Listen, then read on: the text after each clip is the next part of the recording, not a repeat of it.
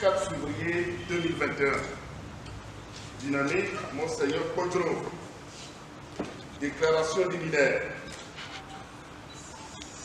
Aucune discussion politique sérieuse n'aurait sa raison d'être sans la prise en compte de la crise post-électorale née du scrutin présidentiel du 22 février 2020. Au seuil du premier anniversaire de l'ouverture de la campagne électorale de la présidentielle du 22 février 2020, les indicateurs de bord de la vie sociopolitique sont au rouge sur tous les fronts, témoignant ainsi d'une léthargie dans la gouvernance de notre pays. Rien n'est fait pour amener la confiance.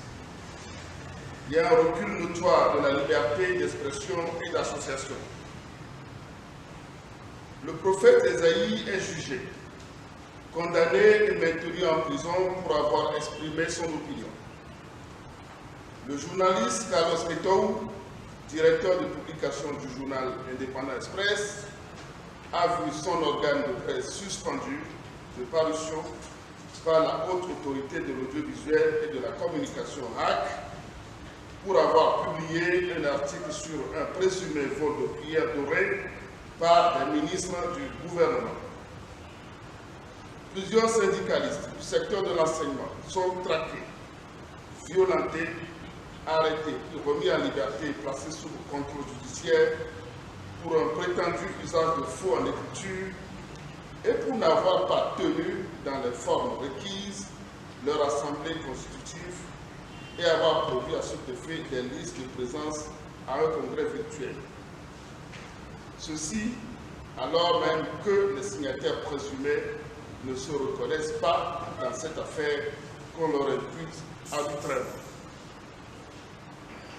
Plusieurs prisonniers politiques croupissent encore dans les geôles alors que plusieurs scandales économiques émergent sans que les auteurs régulièrement identifiés ne soient en rien inquiétés. Pour preuve, en dehors du Petrogate, dont les contours ont été révélés par le journaliste d'investigation Ferdinand Haïté, les eaux togolaises serviraient de plaque tournante pour le trafic illicite du pétrole nigérian selon plusieurs sources. Le silence coupable du pouvoir en place confirme malheureusement le statut peu glorieux du Togo, souvent mentionné dans le cercle des narco-régimes, à l'économie débridée et illicite assumée qui ne profite in fine qu'à une minorité. Notre collègue Nabouja Boureima a écopé le 29 janvier 2021 d'un mois de mise à pied, avec privation de toute rémunération à l'exception des allocations familiales pour un prétendu manquement aux règles d'éthique et de déontologie. D'autres responsables et militants de la guerre subissent des affectations punitives et menaces en raison de leur engagement politique et syndical. Tout indique donc que le pouvoir en place a établi un mécanisme indécent de chantage à l'arrestation pour faire taire toutes les voix discordantes et contraindre toutes les strates de la société au silence afin de continuer par gouverner par la terreur.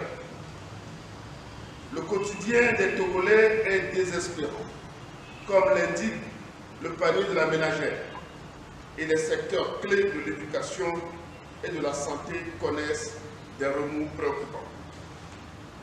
C'est dans ce contexte politique tendu que le pouvoir sortant, comme à l'accoutumée, ressort sa vieille recette, le dialogue, pour contourner la volonté populaire clairement exprimée en faveur d'une alternance politique pacifique.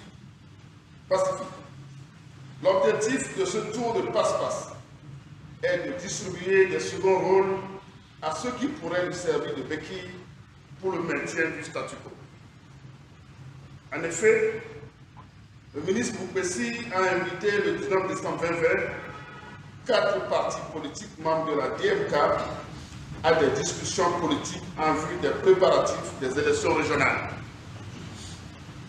Ces invitations intervenaient au moment même où 3 cadres de la DMK, à savoir Mme Adjamako Johnson, M. Gérard Jossou et M. Degbo Kokou, dit prophète Esaïe, étaient encore dans le géol du scandale.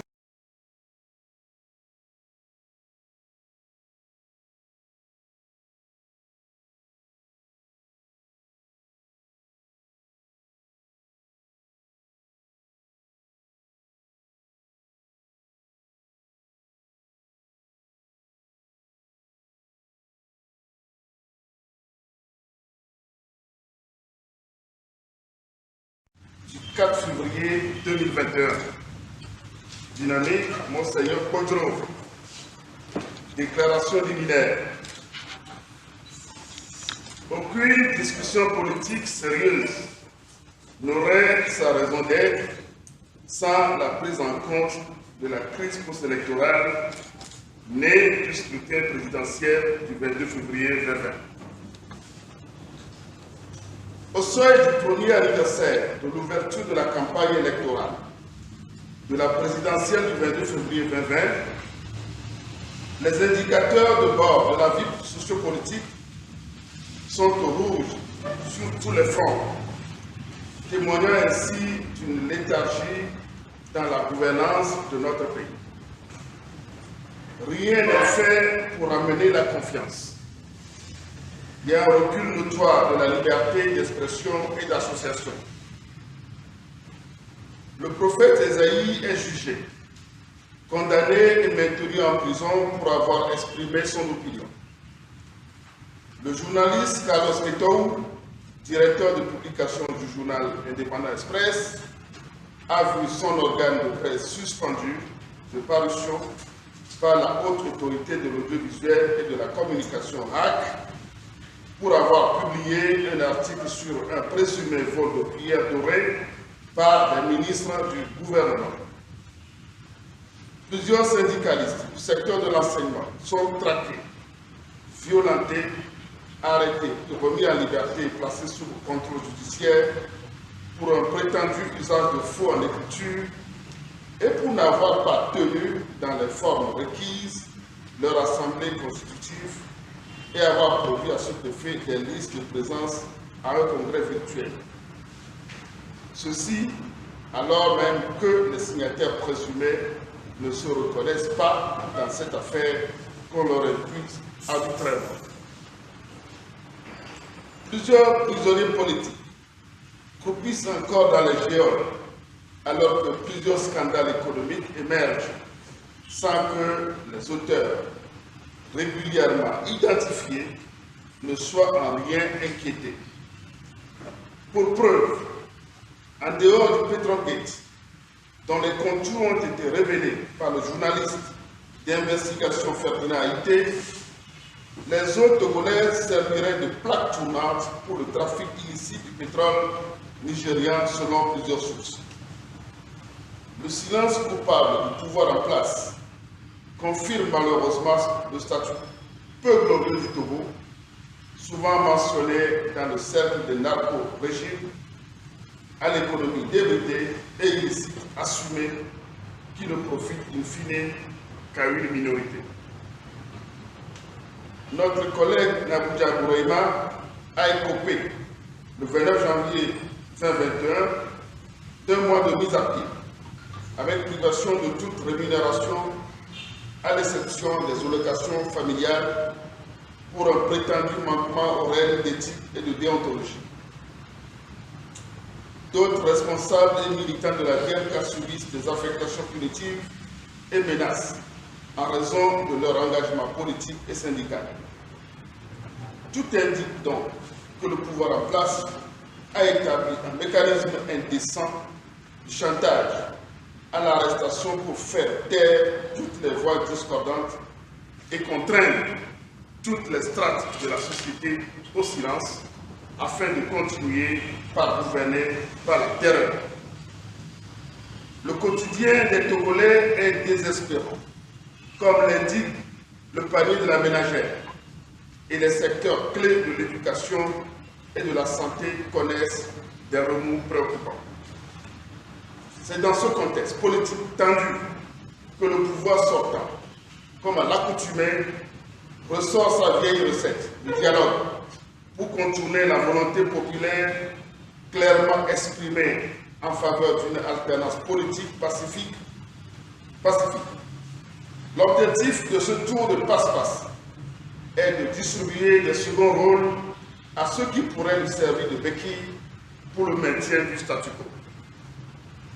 En effet, le ministre Boupessi a invité le 19 décembre 2020 4 partis politiques membres de la DMK à des discussions politiques en vue des préparatifs des élections régionales. Ces invitations intervenaient au moment même où 3 cadres de la DMK, à savoir Mme Adjamabou Johnson, M. Gérard Jossou et M. Deko Kokou, dit prophète Esaïe, étaient encore dans le géol du SCRIC pour des raisons aussi bien fallacieuses que fantaisistes liées à la réclamation légitime de la victoire confisquée de la DMK. Naturellement, les partis politiques membres de la DMK n'ont pas répondu à l'invitation en raison de cette injustice doublée d'une posture dépourvue d'éthique qu'arbore le régime de fait.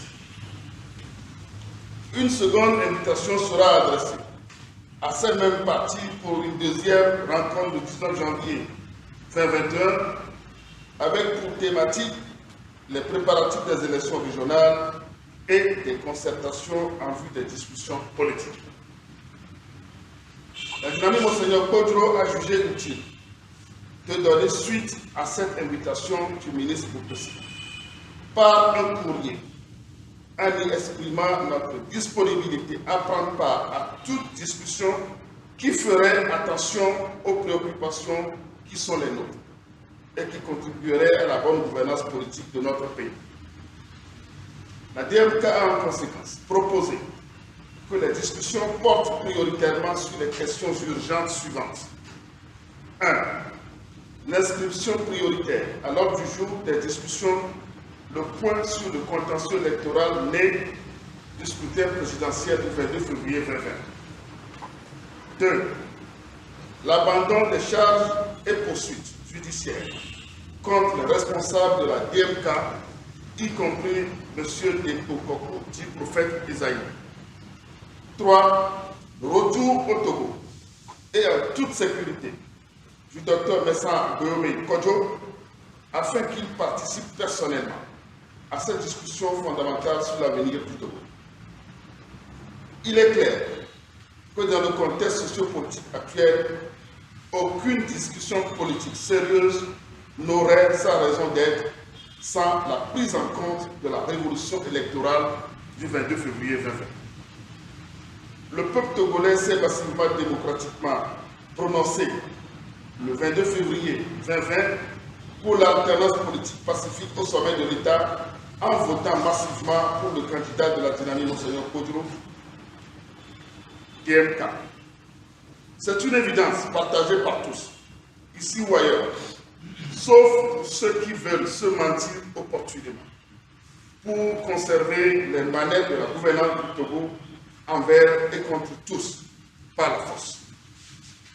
Cette révolution électorale, opérée par le peuple togolais, à cette date mémorable du 22 février 2020, est provisoirement plombée par les décisions iniques de la CENI et de la Cour constitutionnelle qui ont cru sacrifier l'expression populaire souveraine sur l'autel des intérêts des conservateurs qui n'ont jamais intégré dans leur agenda l'idée d'une élection propre, crédible et transparente, au terme de laquelle ils peuvent être battus.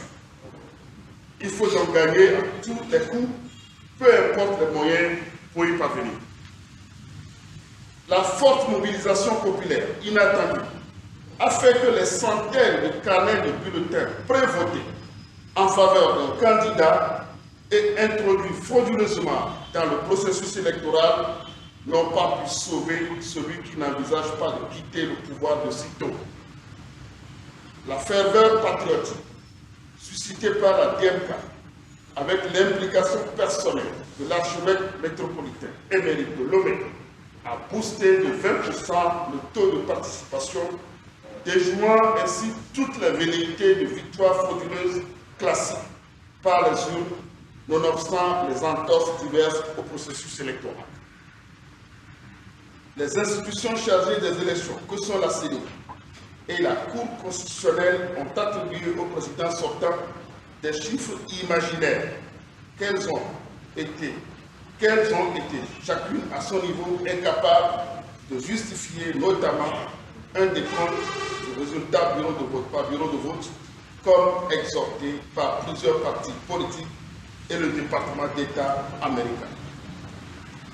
La dynamique Monseigneur Kodjo tient à rappeler à l'opinion nationale et internationale que ni la violence d'État planifiée et orchestrée contre le peuple en général et contre les responsables de la DMK en particulier, à travers les acharnements judiciaires contre ses principaux cadres, ni les tentatives d'élimination physique du président Guillaume Kodjo ne sauront arrêter le combat pour la vérité des urnes, pour apaiser les cœurs meurtris et révoltés des votants qui ont décidé de tourner la page du RPT UNIF et de ses avatars qui régent notre pays depuis plus d'un demi-siècle.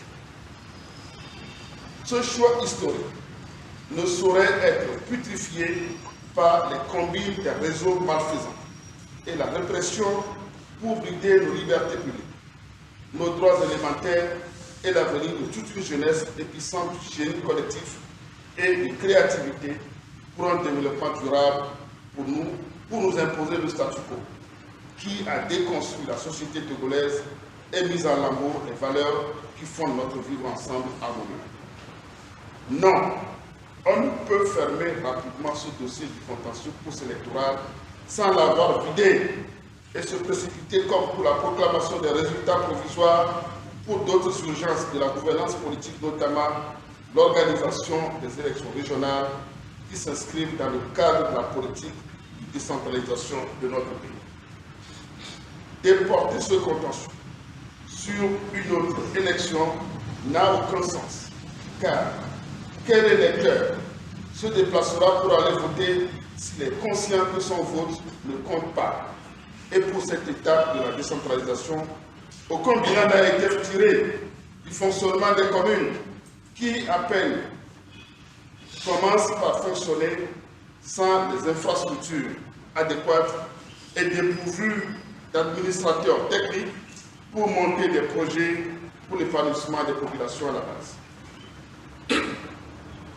En accord avec le député français Nadeau Sébastien, membre de la Commission des Affaires étrangères et grand défenseur des principes démocratiques, la DMK estime que ceux qui pensent qu'il est temps de passer en perte de profit ce coup d'État électoral ne sont pas des démocrates, mais plutôt des défenseurs des intérêts partisans. Contre le candidat de la dynamique et accompagner le peuple togolais dans son combat pour la démocratie. Cette prise de position intervient après celle du président de la France insoumise, Jean-Luc Mélenchon, qui déclarait que la DMK a des arguments solides pour contester la victoire apocryphe du président sortant. La crise post-électorale, occasionnée par la proclamation à la puissance des faux résultats par la CENI et la Cour constitutionnelle, est bel et bien présente dans les esprits de tous les Togolais épris de paix et de justice et qui recherchent l'émancipation et une vie harmonieuse et épanouie. C'est ce qui justifie la disponibilité de la DMK, qui ne trouve aucun inconvénient à engager des discussions politiques avec les usurpateurs du pouvoir confisqué du peuple et au-delà, avec tous les acteurs politiques engagés dans la recherche des meilleures solutions pour un mieux-être de chaque Togolaise et Togolais.